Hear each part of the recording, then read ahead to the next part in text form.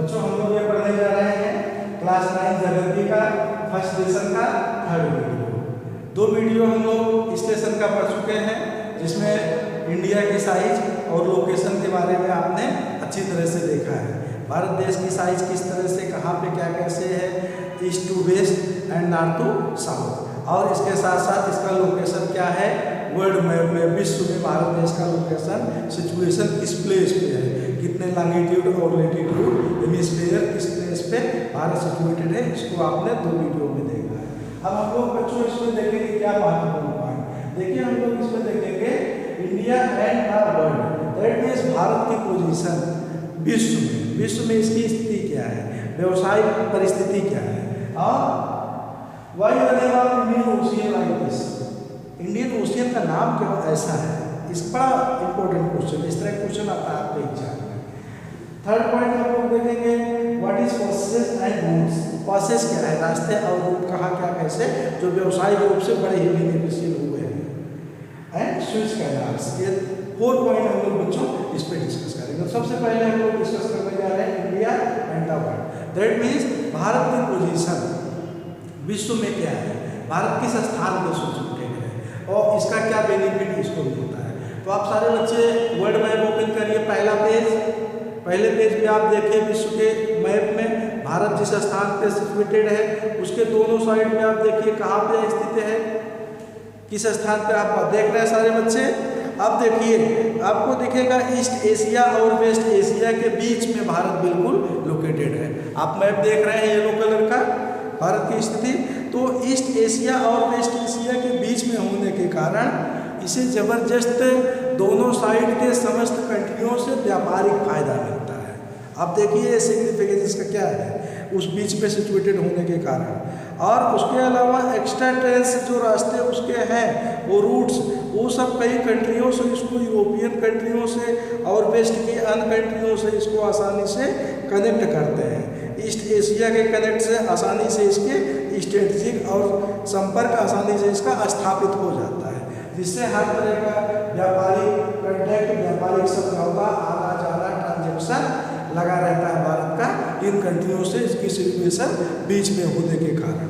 आप देख रहे हैं बच्चों मैप में देखिए जिस स्थान पे है दोनों साइड से बीच में है, और डाउन साइड आप देखिए भारत का आपको क्या दिखता है, डेक्कन प्लेटू। अब आप समझेंगे कहाँ से डेक्कन क्या है। डेक्कन ये प्लेटू का नाम है, पेनिनसुला मॉडल में आप बना है, नीचे आप देखिए डेक्कन, पेनिनसुला, सॉरी प्लेटू नहीं पेनिनसुला। तो पेनिनसुला हमने आपको क्या बताया है, पेनिनसुला किसे कहते हैं, ऐसा हिस्सा जो 3 तरफ वाटर बॉडी से घिरा हो। तो भारत का नीचे का हिस्सा देखिए श्रीलंका वाला प्लेस किस तरह से इस रेक्टेंगल मॉडल में है, और हर साइड में आप देखिए साउथ साइड और देखिए ईस्ट वेस्ट डाउन हिस्सा, 3 हिस्से मॉडल से घिरा है। तो क्या है ये पेनिनसुलर प्लेस है। इसका क्या बेनिफिट आप भारत को मिलेगा, जबरदस्त, इतना लंबा कोस्टल एरिया लाइन, भाई कोस्टल एरिया होगा, समुद्री रूट होंगे, दोनों साइड में पोर्ट होंगे, आने जाने का दूसरे कंट्रियों में साधन होगा, इतना बड़ा कोस्टल एरिया का भी भारत देश को एक एक्स्ट्रा बेनिफिट मिलता है। यह भारत देश की सिचुएशन जो डेक्कन प्लेटू जो है उसका एक बड़ा बेनिफिट भी भारत देश को मिलता है। इससे क्या होता है भारत देश को, जैसे देखिए यह मुख्य रूप से इस्टेब्लिश करता है कई तरह के relation, waste India, Africa, European country from western and eastern coastal area के द्वारा। अब देखिए दोनों साइड में कोस्टल एरिया है ना, तो उसके द्वारा कंट्रियों में एक एक्स्ट्रा रिलेशनशिप आने जाने का एक रूट बन जाता है, जिससे कि कोस्टल क्षेत्र से जाएंगे उस कंट्रियों में, अगल बगल कंट्रियों में, ईस्ट और वेस्ट एशिया के समस्त कंट्रियों में व्यवसायिक वर्क हो सकता है। अब बच्चों हमको एक महत्वपूर्ण पॉइंट और इसको आप देखेंगे। आप देखिए अगला पॉइंट आपका क्या है, why the name of Indian ocean like this, Indian ocean. आप देखिए भारत साइड के डाउन साइड पे इंडियन ओशियन है, आखिर क्या कारण है किसका नाम इंडियन ओशियन का। अब देखिए अगल बगल और भी कंट्रियाँ हो सकती हैं, भारत देश के अलावा बहुत सारी कंट्रियाँ विश्व में हैं, लेकिन इंडियन ओशियन ही इसका नाम ऐसा क्यों पड़ा। देखिए मुख्य रूप से अब अगर यह कहा जाए तो बहुत सारी चीज़ें विशेषता आप देखने के बाद इंडियन ओशियंस के अप साइड में आपको दिख रहा है भारत देश सिचुएटेड है। इस सारी विशेषता होने के बाद कोई भी कंट्री ऐसी नहीं है जिसका कोस्टल लाइन भारत देश के बराबर हो। भारत देश का कोस्टल लाइन इंडियन ओशियन में सबसे अधिक है, ये बहुत बड़ा पॉइंट है। और इन सारी विशेषता के साथ इसका पोजीशन क्या है, इंडियन ओशियन जो है यह जस्टिफाइड करता है मुख्य रूप से कि सचमुच इसे इंडियन ओशियन भारत देश के ही ओशियन के नाम से होना चाहिए, क्योंकि सबसे बड़ा कोस्टल लाइन है, सबसे बड़ा रूट है, सबसे बड़े कंट्री से रिलेटेड है कोस्टल लाइन है, और किसी कंट्री का इसका इतना बड़ा रिलेशन, इतना बड़ा कोस्टल लाइन, इतना बड़ा हिस्सा नहीं है। So this is justified the Indian Ocean like name of this. अगला पॉइंट बच्चों हम लोग क्या पढ़ने जा रहे हैं, व्हाट इज द परसेंटेज। अब आप देखिए, आपने क्या देखा है भारत देश में, जैसे पहाड़ी क्षेत्र हो गया, माउंटेन क्षेत्र हो गया, तो पहाड़ के ऊपर से अगर दूसरे कंट्रियों में जाना है तो ऐसे तो है नहीं कि ऊपर पहाड़ पे चढ़ेंगे फिर उतरेंगे फिर दूसरे पे चढ़ेंगे, ऐसा नहीं है।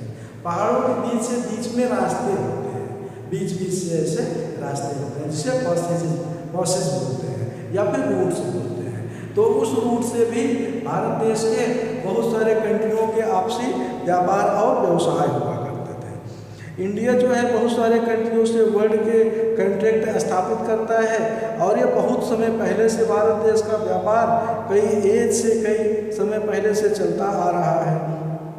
जैसे देखिए, कोई भी कंट्री कि कोई लोग एक देश से दूसरे देश में जाएंगे तो ऐसा तो है नहीं कि खुद चले गए अपना व्यापार कर लिए चला है।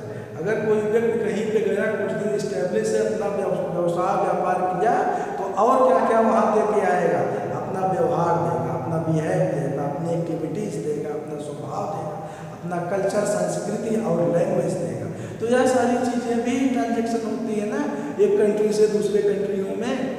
भाई यहाँ का रामायण था, यहाँ का महाभारत था, यहाँ की अन्य व्यवस्थाएं थी, यहाँ भी बाकी कंट्रियों में ट्रांजेक्ट हुई, बाकी कंट्रियों में भी उसका प्रभाव पहुँचा। बाकी यूएसए के लोग भी यहाँ के रामायण के बारे में जानते हैं, उसको स्टडी करना चाहते हैं, कि पॉइंट को डीपली समझना चाहते हैं कि इससे क्या बेनिफिट, लोगों ने क्या गेन किया, इसका वहाँ के फ्यूचर में क्या अभिप्राय था।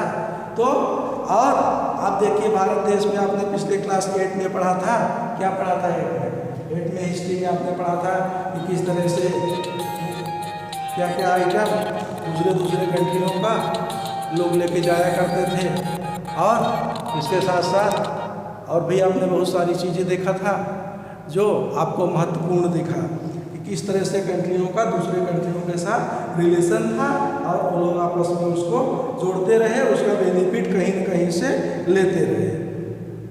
इसके साथ आप देखिए क्या था, कहाँ से जाते थे, पैसेज, माउंटेन के बीच में, तो उसको हिंदी में आप दर्रे कह सकते हैं, रास्ते कह सकते हैं, जो एक अलग तरह का ट्रेवलिंग व्यवस्था देता है जिससे लोग आते और जाते थे। तो यह आपको देखने को मिला, जिससे लोगों की आइडियाज़, विचार और एक्टिविटीज़, व्यवसाय भी एक स्थान से दूसरे स्थान पर ट्रांसफ़र हुआ करते थे, यह भी आपने देखा। तो इससे भारत के अन्य कंट्रियों के एक अलग एक्टिविटीज़, अलग बिहेव और अलग तरह का व्यापार व्यवसाय इस स्थान पे सिचुएटेड होने के कारण हुआ। अब एक महत्वपूर्ण पॉइंट आपको जरूर चर्चा करना है, स्विच कैनाल। स्विच कैनाल क्या है? स्विच कैनाल से आप देखिए, ये स्विच कैनाल ऐसी कैनाल्स है जो कि 1869 में तैयार हुई। 1869 में यह तैयार होने के कारण इसको ओपन किया गया, और यह कैनाल ऐसी है कि जो दो महत्वपूर्ण पॉइंट को जोड़ती है, और दो महत्वपूर्ण पॉइंट जोड़ने के कारण भारत देश का यूरोपियन कंट्रियों से कॉन्टैक्ट दूरियां बिल्कुल घट के 7000 किलोमीटर रेडियस। अगर यूरोपियन कंट्रियों से भारत देश को व्यवसाय करना है, यूरोपीय कंट्री को भारत देश में आना है, तो 7000 किलोमीटर घट गया, क्योंकि पहले जाना पड़ता था, पूरा क्षेत्र राउंड करके जाना पड़ता था, बीच से कैनाल को नाम से उसको जोड़ दिया गया।